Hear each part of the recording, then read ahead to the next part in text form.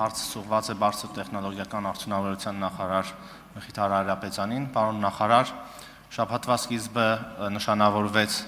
ԱՄՆ փոխնախագահ J.D. Vance-ի պատմական այցով եւ այս հայ-ամերիկյան համագործակցության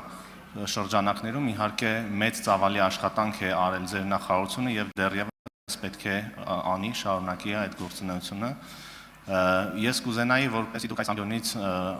հնարավորություն ունենայիք ներկայացնելու, թե ինչ արդյունքների ենք մենք հասել եւ ինչ ակնկալիքներ կարող ենք ունենալ։ Շնորհակալություն։ Հարցին կպատասխանի բարձր տեխնոլոգիայի արդյունաբերության նախարար Մխիթար Հայրապետյանը, համեցեք։ Ազգային ժողովի մեծարգո նախագահ, հարգելի գործընկերներ, շնորհակալ եմ հարցի համար, պարոն Բաբյան, ուզում եմ ասել, որ երեկ Երևանում տեղի ունեցավ Հայաստան-ԱՄՆ տեխնոլոգիաների եւ նորարարության գագաթաժողովը,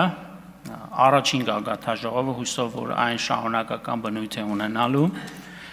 որին մենք ընդամենը օրերի ընթացքում հասցրինք հրավիրել Միացյալ Նահանգներից խոշոր տեխնոլոգիական ընկերությունների տարբեր ներկայացուցիչներ, մասնավորապես մասնակցել են ներկայացուցիչներ Nvidia, Salesforce, Shield AI, Astranis, Dell, Firebird եւ այլ ընկերությունների ներկայացուցիչներ, ինչպես նաեւ Հայաստանում գործունեություն ծավալող ամերիկյան վերազգային ընկերությունների մասնաճյուղերի ղեկավար կազմի ներկայացուցիչներ։ Կարող եմ ասել, որ երեկվա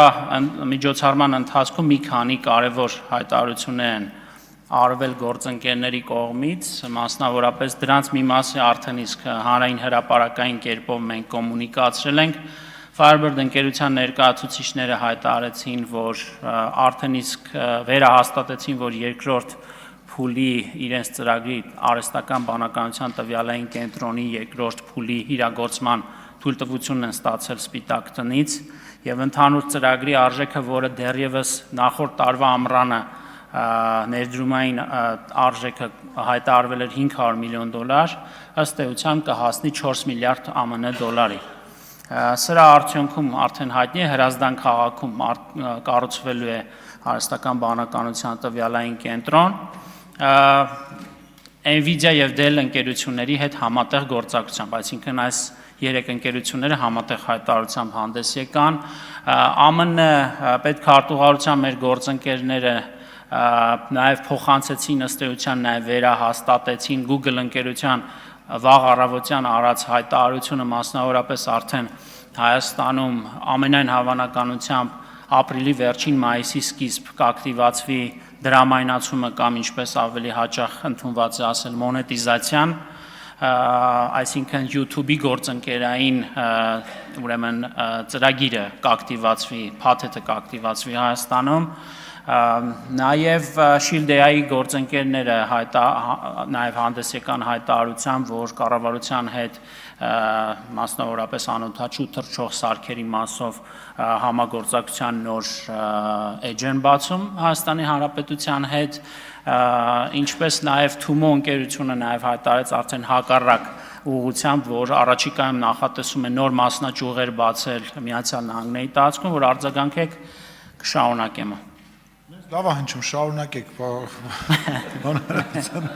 մարդ չի ուզում ընդհատի։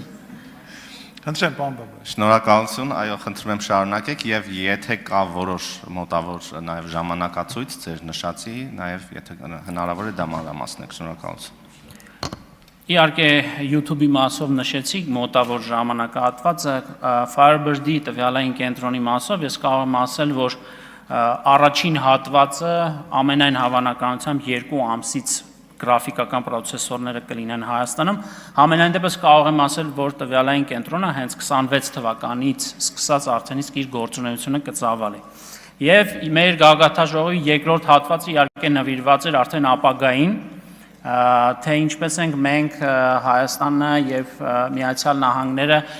տեխնոլոգիական եւ նորարարությունների համագործակցության ոլորտում նոր մակարդակի բարձրացնում եւ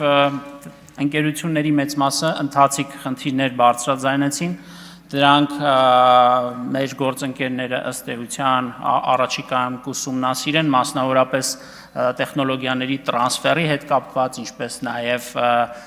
արտահանման հետ կապված որոշակի խնդիրներ, ինչը հնարավորություն կտա նորանոր ամերիկյան ընկերությունների արդեն ներկայությունը ապահովել Հայաստանում, նոր պատվերներ ապահովել հայաստանյան մասնաճյուղերի համար եւ ըստ էության այդ